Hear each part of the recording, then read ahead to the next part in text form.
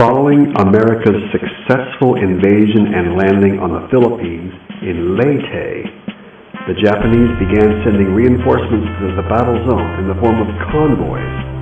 These flotillas originated in Manila, the capital of the Philippines, and were bound for Ormoc Bay on the west side of Leyte Island. They were loaded with men, supplies, and vehicles. The Battle of Ormoc Bay was the American effort to stop these convoys and secure Leyte Island. One of the climaxes of the battle occurred on December the 7th, 1944, 3 years to the day from the date in which the Japanese attacked Pearl Harbor.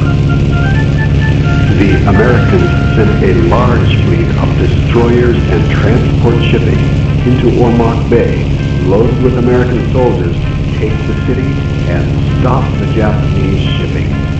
The Americans provided air cover for this seagoing invasion with aircraft from nearby aircraft carriers and also from the new Tacloban airstrip recently taken from the Japanese.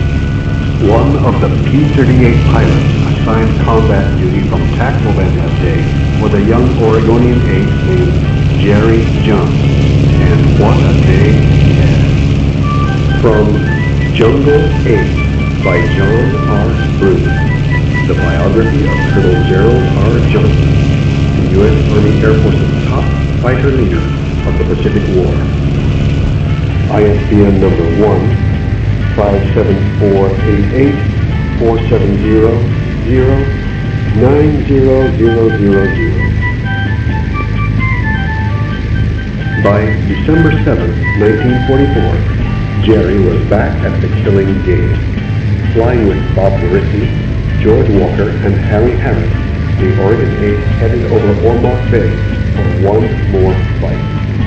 This time, they were supposed to provide air cover for the American landing force in Ormoc Bay. For an hour that morning, they circled over the destroyers and transports below without seeing anything. Jerry was flying in the number 4 slot that day on George Walker's wing.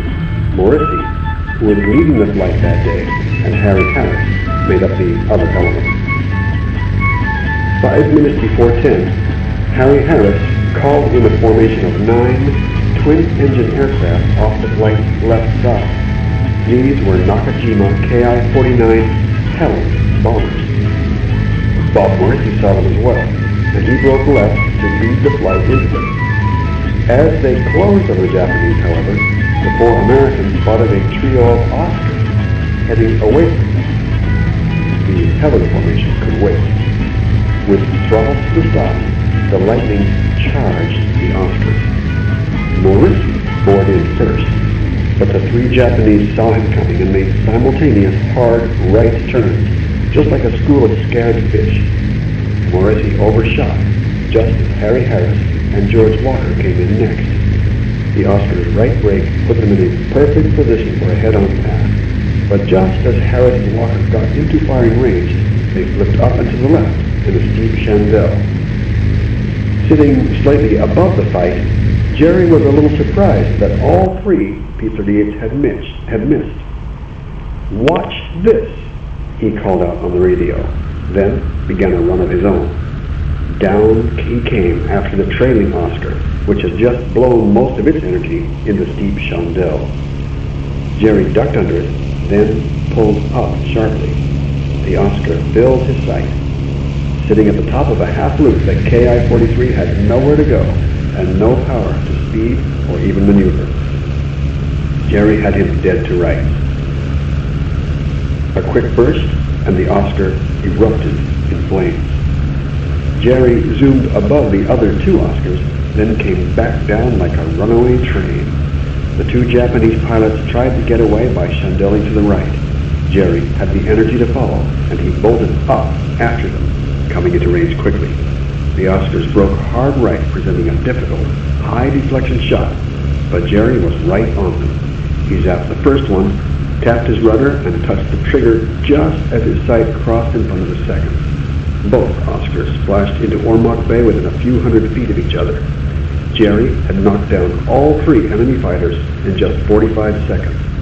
The resultant he cried out on the radio, "Count 'em, 1, 2, 3. Walker and Morrissey later said that Jerry's two passes were the best displays of aerial gunnery they had ever seen. After the war, General Kenny recalled that Jerry's gun camera footage from that mission was still being used in gunnery training schools. But the mission was not over. The Oscars had been trying to escort a force of KI-49 Helen twin-engine bombers. In two side-by-side Vs, the bombers headed towards the invasion force off Ormoc, diving for the deck as they went in hopes of evading the P-38s overhead. Morrissey waited for Jerry to join up. Then the flight lived into the Helens in a furious effort to break up their attack. Jerry went after the left V on his first pass, targeting the far left KI-49 in the formation. He got good strikes with his first pass, then pulled up and sped ahead of the bombers. He extended away, then swung back down and made a front quarter pass on the Helen he had already hit. The bomber, engine smoking, was straggling along behind the rest of the formation and did not stand a chance. Jerry hit him again, then watched as the KI-49 dug a crater just off the beach near Tullingone. The American fighters slaughtered the bomber formation. After Jerry's went down, 3 of the Helens tried to crash dive a nearby destroyer. Walker went after one of those and from dead astern poured fire into its apparently empty tail turret. The rounds tore through the fuselage, probably killing the pilot. It overshot the destroyer and plunged into the water a few hundred yards from its intended target.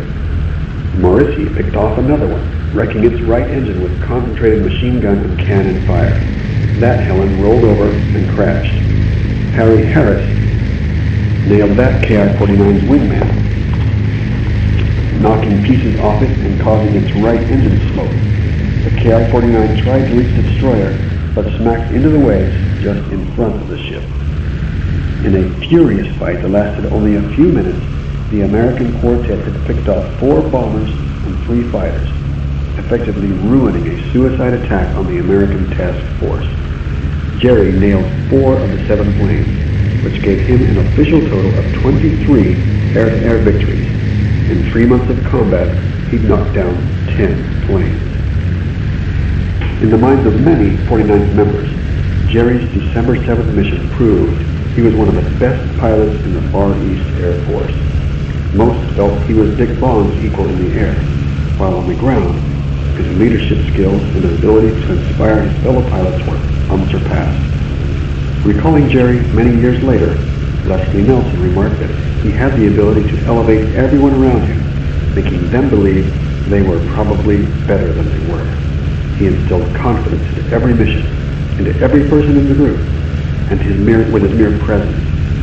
To some in the group, their respect for Jerry bordered on awe. He was a hero amongst them, but he was never arrogant and never let his own ambitions affect his combat flying.